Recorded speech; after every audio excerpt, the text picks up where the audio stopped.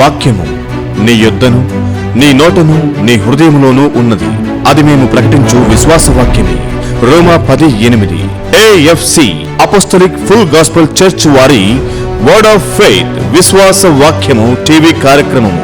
పరిశుద్ధాత్మ శక్తి ద్వారా దైవ సేవకులు అందించే దైవ వర్తమానములను వినండి, ఆత్మీయంగా బలపడండి, దైవ దీవెనలు పొందండి. క్రీస్తునందు ప్రియులైన దేవుని బిడ్డలకు మన ప్రభువును రక్షకుడైన యేసుక్రీస్తు నామంలో వందనాలు తెలియజేస్తూ ఉన్నాము.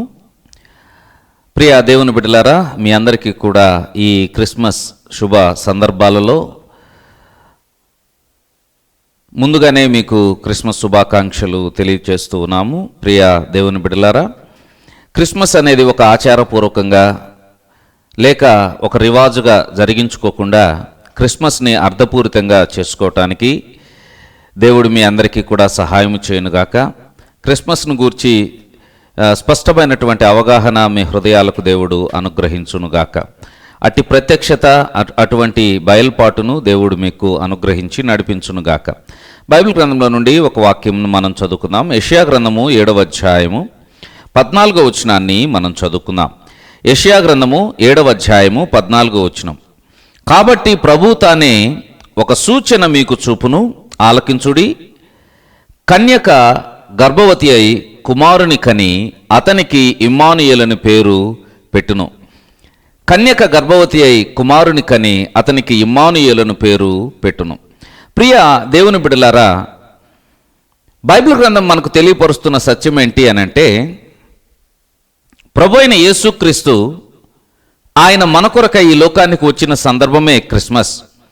క్రిస్మస్ అంటే క్రీస్తు పుట్టుక అని మనం అంటాం. అది ఒక రకంగా కరెక్ట్. శారీరకంగా ఆయన బాలుడుగా లేక పసికందుగా ఆయన తల్లి గర్భంలో నుండి ఒక మనుష్యుడు ఎలా పుడతారో అలాగే పుట్టాడు కనుక క్రీస్తు పుట్టుక అనటం ఒక విధంగా సమంజసమే, కరెక్టే. కానీ ప్రభు అయిన యేసుక్రీస్తు కేవలము ఆయన ఇప్పటి నుండి లేకపోతే మరియమ్మ గర్భమున పుట్టినప్పటి నుండే ఉనికిలో ఉన్నవాడు కాదు, కానీ ఆయన దానికంటే ముందుగా ఉన్నటువంటి వాడు అనేటువంటి సత్యం మన హృదయాలలో నింపుకోవాలి.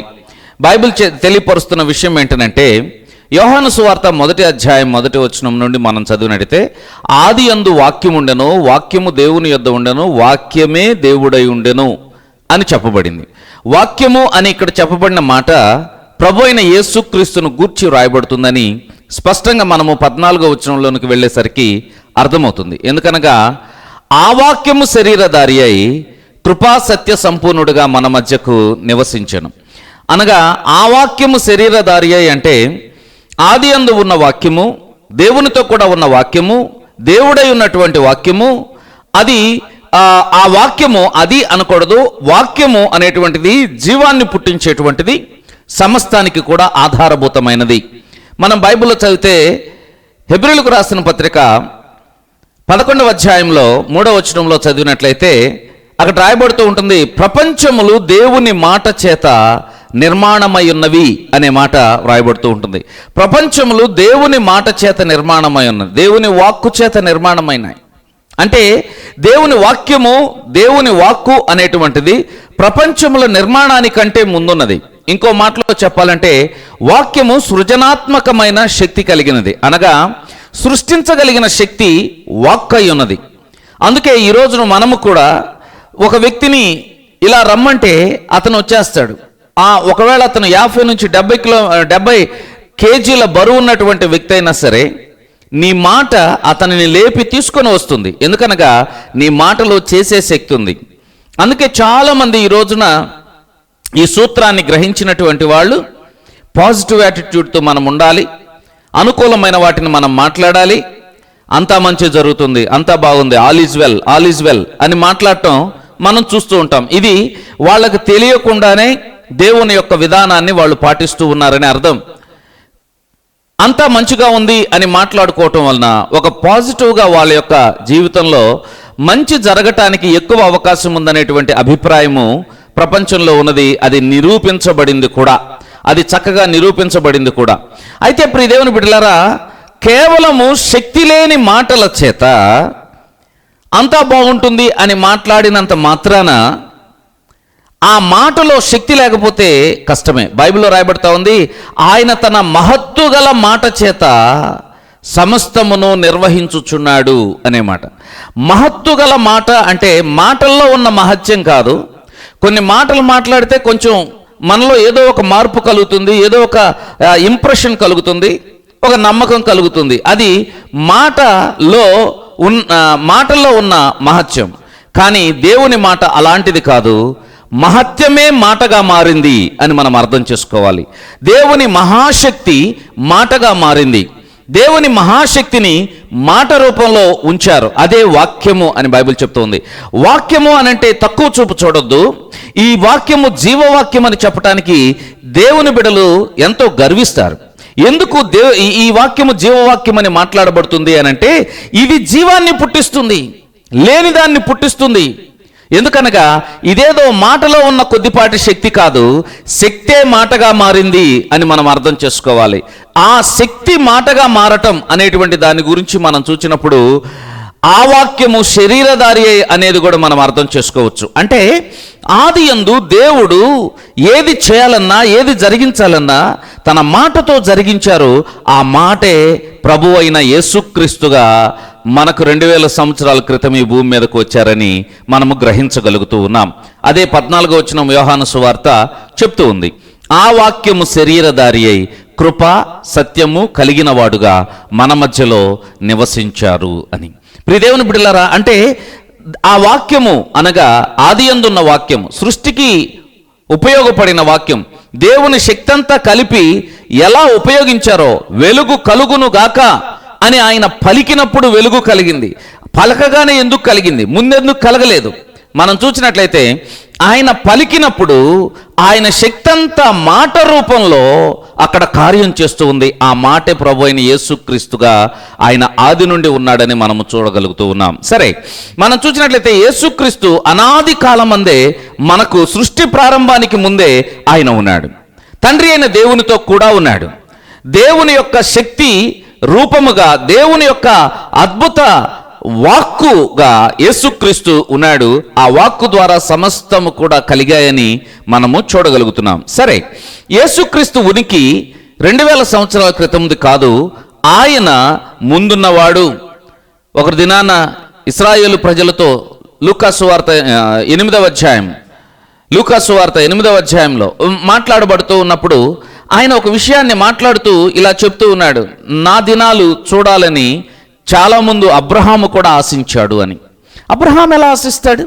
అబ్రహాము చాలా ముందున్నాడు కదా, మోషే చాలా ముందున్నవాడు కదా అని అడిగితే, వారు నా దినములను చూచారు, వాటిని అనుభవించారు, ఆనందించారు. ఎందుకు అనంటే ఆయన ముందున్నవాడు, అప్పుడు వారితో కూడా ఉన్నవాడు, ఇప్పటికీ శరీరధారిగా మన మధ్యలోనికి వచ్చినటువంటి వాడు. బైబిల్ చెప్తూ ఉందండి, ఇలాగున దేవుడు ఒక సూచన చూపించాలనుకుంటూ ఉంటాడు.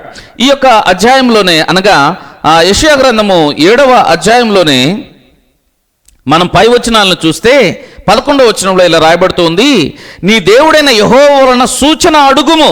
ఒక సూచన అడుగు, అది పాతాళమంత లోతైనదైనా సరే, ఊర్ధ్వమంతా అంటే ఆకాశమంతా ఎత్తైనదైనా సరే, ఒక సూచన అడుగు, నేను అది చేస్తాను అంటాడు. అంటే ఇంపాసిబుల్ అనేటువంటి మాట ఈ వచనానికి నేను పెడతాను.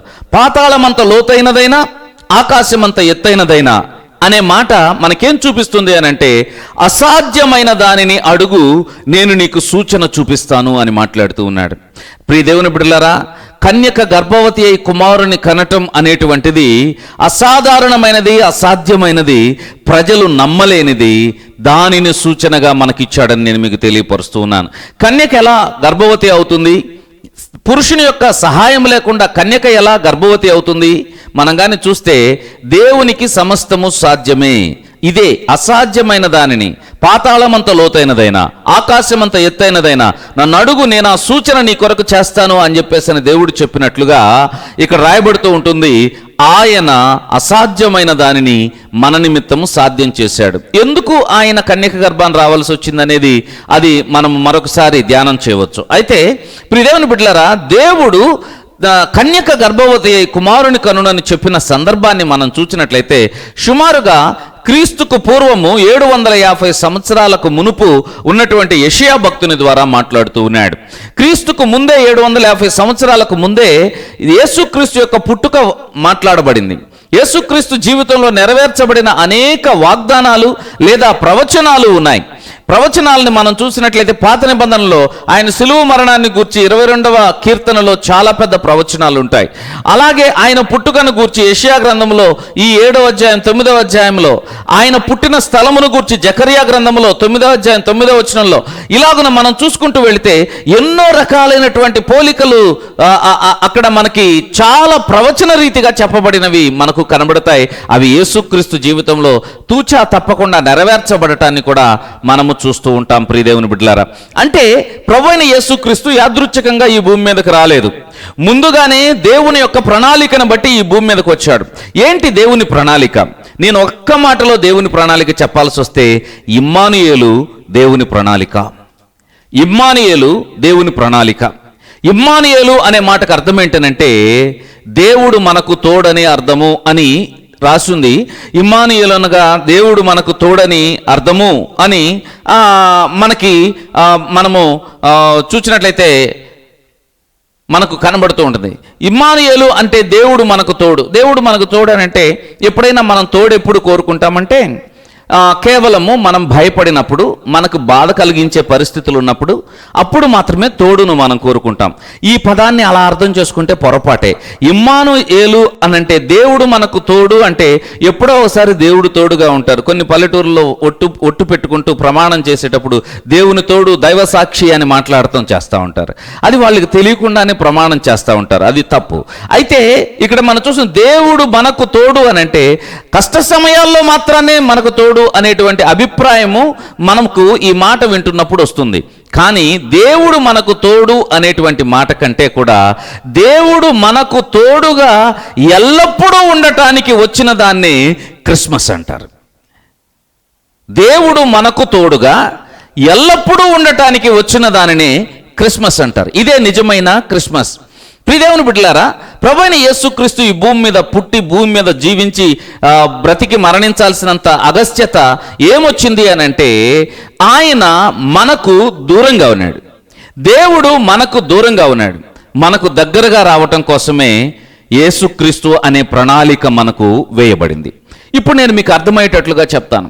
ఆదికాండంలో మనం చూసినట్లయితే, ఆదికాండము 3వ అధ్యాయంలో మనం చూసినట్లయితే అక్కడ ఆదాము ఇలా వారు పాపం చేసినప్పుడు, దేవుని మాట వినకుండా పోయినప్పుడు, తినవద్దన్న పండును తిన్నప్పుడు, సాతాను మాటలు విన్నప్పుడు, వారి మీద ఉన్నటువంటి దేవుని వెలుగు, దేవుని మహిమ వారిని విడిచిపెట్టి వెళ్ళినప్పుడు వారికి ఒక గ్రహింపు వచ్చింది. అయ్యో, మేము దిగంబరులుగా ఉన్నామే, దేవుని మహిమ మమ్మల్ని విడిచిపోయింది, దేవుని యొక్క ఆ యొక్క వెలుగు మమ్మల్ని విడిచిపోయింది అని చెప్పేసని వారు దిగంబరులను గుర్తించి చెట్టు చాటును దాక్కున్నారు, ఆకులు అలములు కట్టుకున్నారు. ఏది చేసినా కూడా అది తాత్కాలికమే, కానీ వారికి నివారణ అనేటువంటిది కలగలేదు. కేవలం ఉపశమనానికి మాత్రం కొద్ది కాలం మాత్రమే ఉపశమనం జరుగుతుంది. కానీ కొంచెం కాలం తర్వాత మరలా ఆకులు ఎండిపోవటం జరుగుతుంది, అవి చినిగిపోవటం జరుగుతుంది, వారి అవమానం బయటపడటం జరుగుతుంది. ఇదంతా కూడా జరిగిపోతూ ఉంది. కానీ ఒక దినాన దేవుడు ఆ సమయంలో 8వ వచనం 3వ అధ్యాయంలో ఇలా వ్రాయబడుతుంది. 3వ అధ్యాయం 8వ వచనంలో, చల్లపూటను ఆదాము అతని భార్యయు తోటలో సంచరించుచున్న దేవుడైన యెహోవా స్వరమును విని.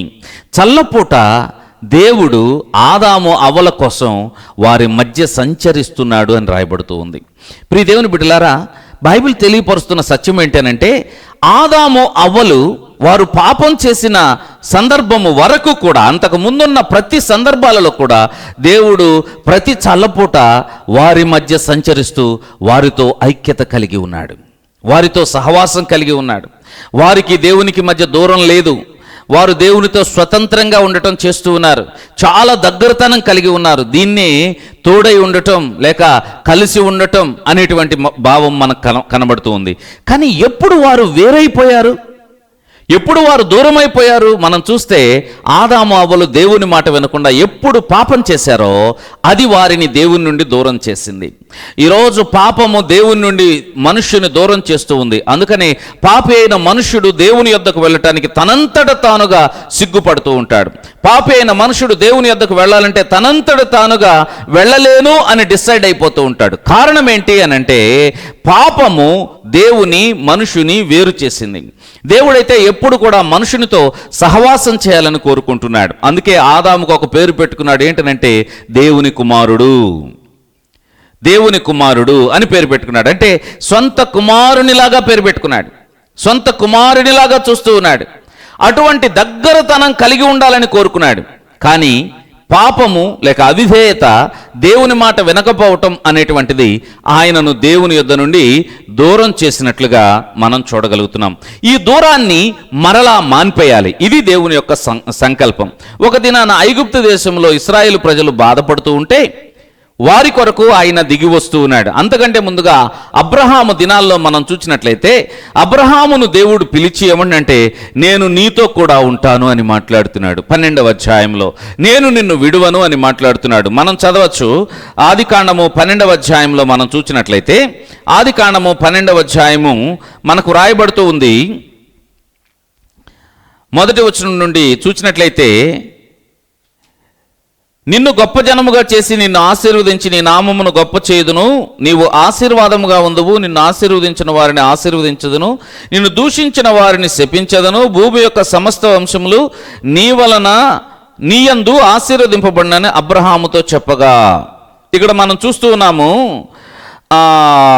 మొదటి వచనం మనం చూస్తే యెహోవా నీవు లేచి నీ దేశము నుండి నీ బంధువుల యొద్ద నుండి నీ తండ్రి ఇంటి నుండి బయలుదేరి నేను నీకు చూపించు దేశమునకు వెళ్ళుము అని చెప్తూ ఆయన అబ్రహాముతో మాట్లాడుతూ ఉన్నప్పుడు ఆయన అబ్రహాముతో కూడా తన యొక్క సన్నిధిని తీసుకుని వెళ్ళాలని ఇష్టపడ్డాడు, తన సన్నిధి కలిగి ఉండాలని ఇష్టపడ్డాడు. అబ్రహాము యొక్క అనుభవం ఏంటో తెలుసా?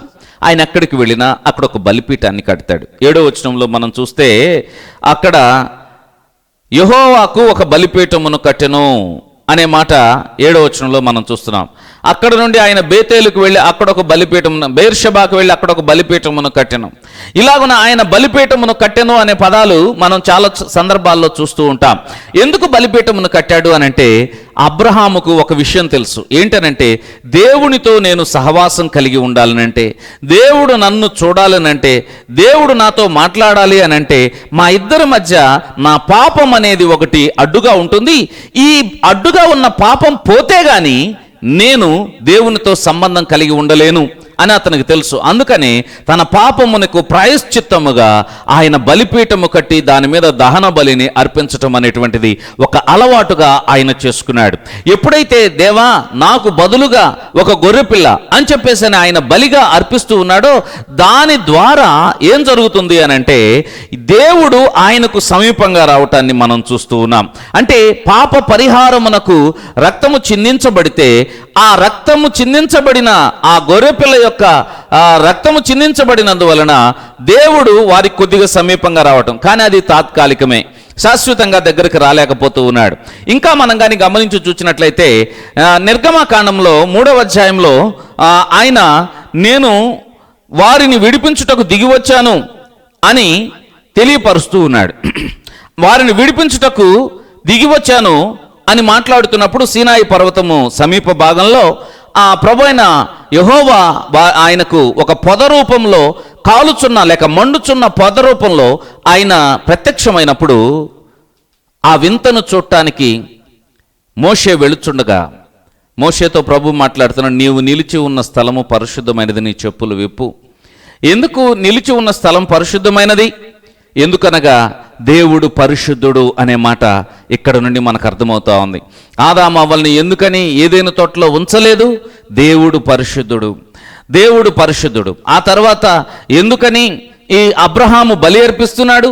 దేవుడు పరిశుద్ధుడు కనుక నన్ను పరిశుద్ధపరచుకోవటానికి ఏదో ఒక నా చేతనైన క్రియ నేను చేస్తానని చెప్పని ఆ దారిలో ఉన్నాడు. అంటే నిజంగా ఆ గొర్రెపిల్ల రక్తము అబ్రహామును పరిశుద్ధపరిచేసేయట్లేదు, కానీ పరిశుద్ధపరచటానికి నాకు ఇలాంటి రక్తం అవసరము, నేను పరిశుద్ధపరచబడటానికి ఇష్టపడుతున్నాను అనేటువంటి ఆ చర్య అబ్రహాము బలిపీఠము కట్టుట ద్వారా కనబడుతా ఉంది. ఆ ఇష్టం కలిగి ఉన్నాడు గనక దేవుడు అతన్ని అంగీకరించాడు.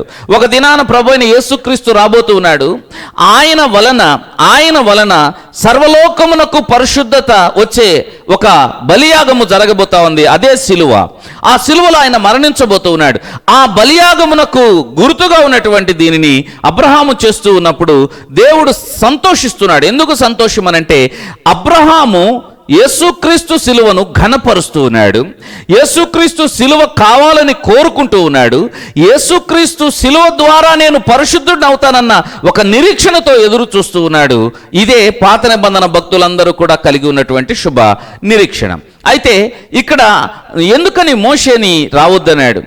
ఆ తర్వాత దినాల్లో ఇశ్రాయేలు ప్రజలందరూ తిరిగి మరలా సీనాయి పర్వతం దగ్గరకు వచ్చినప్పుడు, సీనాయి పర్వతం మీద 10 ఆజ్ఞలను తీసుకుని రావడానికి ఆయన ప్రయత్నం చేస్తూ ఉన్నప్పుడు, అప్పుడు కూడా ప్రభు అంటున్నాడు, నేను పరిశుద్ధుడు కాబట్టి ఈ యొక్క కొండ దిగువ భాగాన ఎవరు కూడా ఉండకుండా పులిమేర ఏర్పరచి వారు దూరంగా ఉండాలి. ఎవరైనా ఈ కొండను తాగితే చనిపోతారు. ఎందుకని? నేను పరిశుద్ధుడను అనే మాట మాట్లాడుతున్నాడు. అలాగే మనం కానీ చూసినట్టయితే నిర్గమకాండములో 25వ అధ్యాయం 8వ వచనంలో మనం చదివితే, నేను వారిలో నివసించున్నట్లు వారు నాకు పరిశుద్ధ స్థలమును నిర్మింపవలెను. చూడండి, దేవుడు నేను వారిలో నివసించాలి అని కోరుకుంటూ ఉన్నాడు. నివసించటానికి నాకు పరిశుద్ధ స్థలం కావాలి. కానీ వారిలో నివసించేదను అని చెప్పినా కూడా వారిలో అంటే ఆ జనముల మధ్యలో అని మాత్రమే అర్థం. ఎందుకనగా ఈ ప్రత్యక్ష గుడారాన్ని ఎవరూ తాకరు. ఈ ప్రత్యక్ష గుడారానికి అందరూ సమీపంగా ఉండకుండా దూరంగా ఉంటారు. కేవలం అక్కడ పరిచర్య చేసేవాళ్ళు తప్ప మిగిలిన వాళ్ళందరూ దూరంగానే ఉంటారు. కారణం ఏంటి?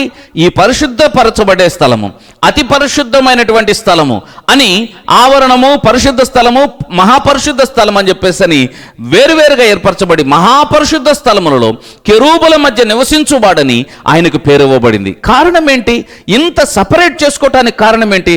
ఒకే కారణం, పాపము మనము కలిగి ఉన్నాం, పరిశుద్ధత దేవుడు కలిగి ఉన్నాడు. కానీ ఆయనకి ఏమి ఇష్టం?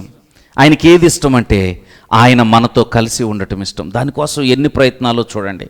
ఇశ్రాయేలు ప్రజల మధ్యలో చెప్తున్నాడు, మీ స్థితిని మీరు అర్థం చేసుకొని నా పరిశుద్ధతను మీరు అర్థం చేసుకోవటానికి ఇదిగో ఇవన్నీ మీకు చెప్తున్నాను.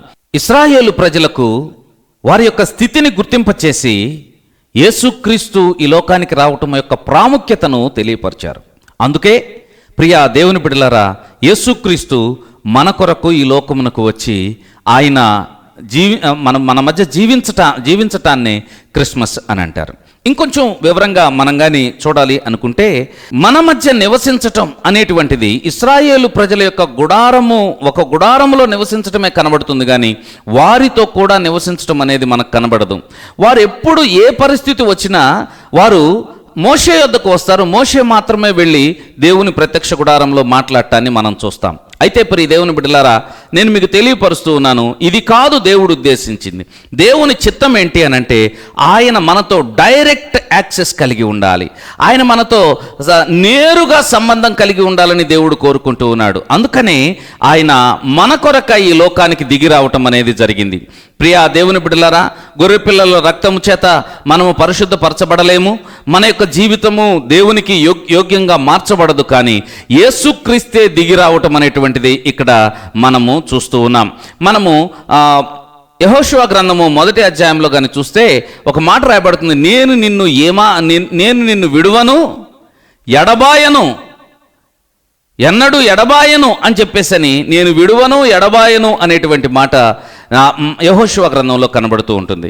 కానీ ప్రియ దేవుని బిడ్డలారా, నేను నిన్ను విడువను ఎడబాయను అనే మాటని క్రొత్త నిబంధనలో కూడా హెబ్రీయులకు రాసిన పత్రిక 13వ అధ్యాయము 6వ వచనంలో మనం చూస్తే, హెబ్రీయులకు రాసిన పత్రిక 13వ అధ్యాయం 6వ వచనంలో, నేను నిన్ను ఏమాత్రమును విడువను ఎన్నడును ఎడబాయను అనే పదం మనం చూస్తాం. ఏమాత్రము, ఎన్నడు అనేది కొత్తగా చేర్చబడింది. అంటే పాత నిబంధనలోనేమో నేను విడువను ఎడబాయను అని మాత్రమే ఉంది. క్రొత్త నిబంధనలేమో ఏమాత్రము విడువను ఎన్నడూ ఎడబాయను. ఈ మార్పు ఏంటిది క్రొత్త నిబంధనకి పాత నిబంధనకి డిఫరెన్స్ అని అంటే, యేసుక్రీస్తు మనకు ఆ యొక్క పరలోకము నుండి దిగి వచ్చినటువంటి దేవుని కుమారునిగా, పరిశుద్ధమైన గొర్రెపిల్లగా, మనకు రక్తము చిందించి విడుదల చేసేటువంటి ఒక వ్యక్తిగా, మన జీవితాన్ని ఆశీర్వాదంలోనికి తీసుకుని వెళ్ళే వ్యక్తిగా ఆయన మన కొరకు ఈ లోకానికి దిగి వచ్చాడు.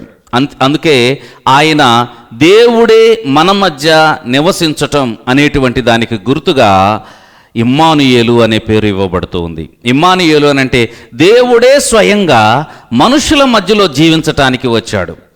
దేవుడే స్వయంగా మనుషులతో కలిసి జీవించటానికి వచ్చాడు. యేసుక్రీస్తు ఈ భూమి మీద జీవించి ఉన్న దినాలలో ప్రజలందరూ కూడా, ఈరోజు మనమైతే కొన్ని రకాలైనటువంటి రకరకాలైనటువంటి మాటల్ని మనము చూస్తూ ఉంటాం, డిబేట్స్ మనం చూస్తుంటాం, కానీ ఏదో వ్యతిరేకమైనటువంటి మాటలు చూస్తుంటాం. కానీ యేసుక్రీస్తు వారి మధ్య సంచరిస్తూ ఉన్న దినాల్లో ఒక్కడంటే ఒక్కనికి కూడా ధైర్యం చాలలేదు ఆయన ఎద్దుకు వెళ్ళి నువ్వు దేవుని కుమారుడు ఎలా అవుతావు అని చెప్పని అడగటానికి.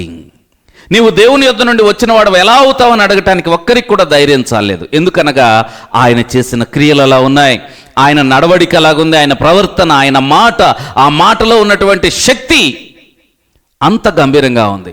ప్రియదేవుని బిడ్డలారా, అందుకే యేసుక్రీస్తు అంటే ఏంటంటే మన మధ్య నివసించుటకు వచ్చినవాడు, తన యొక్క రక్తమును మన కొరకు కార్చినవాడు, మనలను పరిశుద్ధులుగా చేసి తనకు దగ్గరగా తీసుకుని వచ్చేవాడు. క్రొత్త నిబంధనలోనికి వచ్చేసరికి ఇమ్మానుయేలు అనే పదానికి అర్థం ఇంకొంచెం లోతుగా మనకు అర్థమవుతా ఉంది. అదేంటి అనంటే ఆయన మనతో నివసించటం కాదు, మనలో నివసించటం కాదు, మన హృదయములో నివసించటానికి వచ్చినవాడు. అది ఇంకా దగ్గరతనాన్ని మనకు చూపిస్తూ ఉంది. ఇంకా దేవుడు మనతో ఐక్యత కలిగి ఉంటున్నాడు. మన హృదయంలో ఎలా నివసించగలిగాడు? అంతకుముందు కొండకు దూరంగా ఉన్నటువంటి వాడు, అంతకుముందు ఆయన సమీపంగా ఉండకుండా ప్రత్యక్ష గుడారంలో ఉన్నవాడు, ఈ సీనాయి పర్వతం మీద ఉండి దూరంగా ఉండండి అని చెప్పినవాడు, ఆకాశమందున్న వాడిని నేనని చెప్పినవాడు ఈ రోజున దగ్గరికి ఎలా రాగలిగాడు అనంటే యేసుక్రీస్తు ద్వారా మాత్రమే. ఆయన ఈ లోకానికి దేవునిగా ఈ లోకానికి వచ్చి ఆయన ఈ లోకములో దేవుని యొక్క కార్యాలను నెరవేర్చి మనలో ఉన్నటువంటి పాపాన్ని తొలగించినందువలన, శిలువ క్రియ ద్వారా మన పాపాన్ని తొలగించినందువలన, మనలను పరిశుద్ధులుగా మార్చినందువలన, పరిశుద్ధులుగా తీర్చినందువలన మన హృదయంలో ఆయన నివసించగలుగుతున్నాడు. ఇదే ఇమ్మానుయేలు. ఆయన ఎల్లప్పుడూ మనతో నివసించటానికి, ఆయన ఎల్లప్పుడూ మనతో కూడా ఉండటానికి, మన హృదయంలో నివసించటానికి వచ్చిన వాడై ఉన్నాడు. ఇదే నిజమైన ఇమ్మానుయేలు. క్రిస్మస్ అంటే ఏంటో తెలుసా? ఆకాశాన్ని విడిచి యేసుక్రీస్తు భూమి మీదకి రావటం కాదు, అంతకంటే ఎక్కువగా ఆకాశము విడిచి భూమి మీదకి వచ్చాడు, భూమి మీద ఉన్న నీ హృదయములోనికి వచ్చాడు. ఇది నిజమైన క్రిస్మస్. ఈరోజు యేసుక్రీస్తును నీవు అంగీకరిస్తే, క్రీస్తు యేసు బిడ్డగా ఉండటానికి నువ్వు తీర్మానం చేసుకుంటే, నీ పాపములను తీసివేయగలిగిన వాడు యేసుక్రీస్తు మాత్రమే అని నువ్వు గ్రహించగలిగితే, నీ హృదయములోనికి రావటానికి ఆయన సిద్ధంగా ఉన్నాడు. ప్రభువుని నీ సొంత రక్షకునిగా అంగీకరించు, ప్రభు యొక్క కృపకు లోబడు, నీ జీవితం ఆశీర్వదించబడుతుంది. అటువంటి కృప దేవుడు మనందరికీ ఇచ్చి నడిపించునుగాక. ప్రార్థన చేసుకుందాం. కృపాసత్య సంపూర్ణమైన దేవా, జీవాధిపతివైన తండ్రి, మీకు స్తోత్రము నాయన. దేవుడు మాతో కూడా ఉండటానికి దిగి వచ్చిన ఈ క్రిస్మస్ సందర్భాన్ని మేము జ్ఞాపకం చేసుకుంటున్నాం. పాపాన్ని మాలో నుండి తీసివేసి మా హృదయములో మాకు దగ్గరగా నివసించటానికి, ఎల్లప్పుడూ నివసించటానికి, ఏమాత్రమూ విడవకుండా, ఎన్నడూ ఎడబాయకుండా ఉండేటువంటి ఇమ్మానుయేలుగా నీవు మా కొరకు వచ్చినందుకు వందనాలు. ఈ అనుభవం ప్రతి ఒక్కరి హృదయంలో కలుగు చేసి నిజమైన క్రిస్మస్ వారు అనుభవించుటకు సహాయం చేయమని యేసు నామములో ప్రార్థించి అడుగుచున్నాము తండ్రి. ఆమెన్.